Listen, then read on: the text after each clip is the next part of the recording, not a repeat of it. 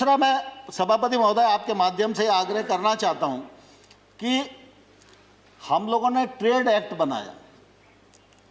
Trade act में ये प्रावधान किया कि एपीएमसी के बाहर जो एरिया होगा वो ट्रेड एरिया होगा। वो किसान का घर भी हो सकता है, वो किसान का वेयर हाउस भी हो सकता है, उसका खेत भी हो सकता है। कोई भी व्यक्ति किसी भी स्थान के लिए किसी भी कीमत पर किसान वहाँ से अपने उत्पादन को बेच सकने के लिए स्वतंत्र है। ये हमारा एक्ट इजाज़त देता है। एपीएमसी के बाहर अगर कोई ट्रेड होगा तो उस पर किसी भी प्रकार का ना तो राज्य का टैक्स लगेगा ना केंद्र का टैक्स लगेगा।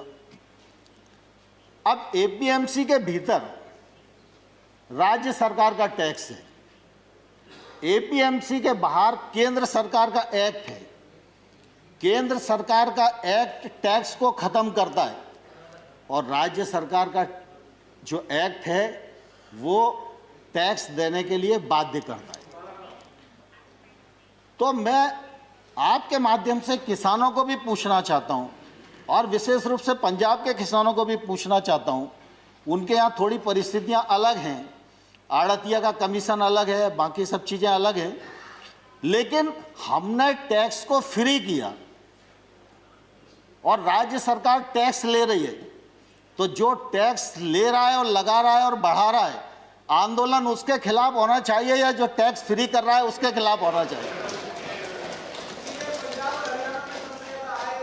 लेकिन अब देश में उल्टी गंगा बह रही है और मैं सभापति महोदय आपके माध्यम से किसान बंधुओं को भी कहना चाहता हूं और प्रतिपक्ष के मित्रों को भी कहना चाहता हूं, भारत सरकार नरेंद्र मोदी जी का नेतृत्व पूरी तरह किसानों के प्रति प्रतिबद्ध है, किसानों के प्रति समर्पित है। किसान आंदोलन के लिए हम लोगों ने लगातार उनको सम्मान देने की कोशिश की है, 12 बार ससम्मान बुलाकर बातचीत की है। एक शब्द भी हमने उनके बारे में इधर उधर नहीं बोला, संवेदनशीलता के साथ विचार किया है। लेकिन हमने ये जरूर कहा है कि आप प्रावधान में कहाँ गलती है, विनम्रतापूर्वक हमारा ध्यान आकर्षित करिए। हमने जो उनकी भावना के अंतर्गत जिन बिंदुओं को चिन्हित किया जा सकता था उनको भी चिन्हित करके बताया कि हमको आपकी लगती है कि आपको यह शंका है कि एपीएमसी खत्म हो जाएगी, तो हम इस पर विचार करते हैं। एपीएमसी खत्म नहीं होगी।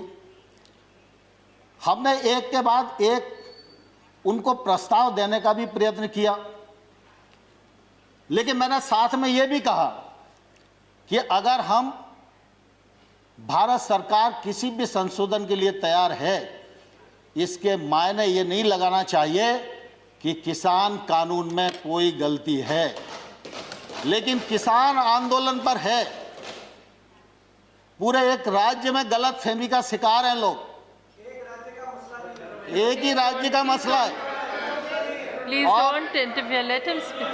Please don't. We are very short on time. सभापति महोदय, किसानों को इस बात के लिए बरगलाया गया है कि ये कानून आपकी जमीन को ले जाएंगे। मैं कहता हूं कॉन्ट्रैक्ट फार्मिंग के एक्ट में कोई एक प्रावधान बताए, कोई एक प्रावधान बताए। खड़गे जी,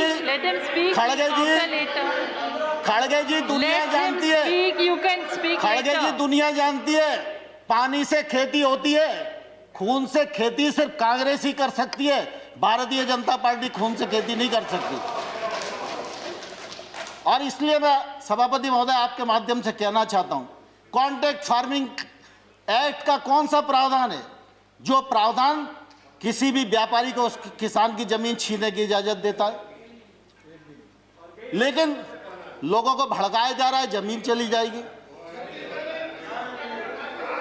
यहां पर भी एक्ट में अगर कॉन्ट्रैक्ट फार्मिंग का प्रावधान किया है, कॉन्ट्रैक्ट मूल्य का प्रावधान किया है, कॉन्ट्रैक्ट मूल्य से फसल का मूल्य बढ़ेगा सीजन पर तो उसका बोनस के रूप में हिस्सा किसान को मिलेगा, ये प्रावधान किया गया है। और किसान इस एक्ट से कभी भी बाहर हो सकता है। व्यापारी कभी भी बिना पैसे दिए इस एक्ट से बाहर नहीं हो सकता।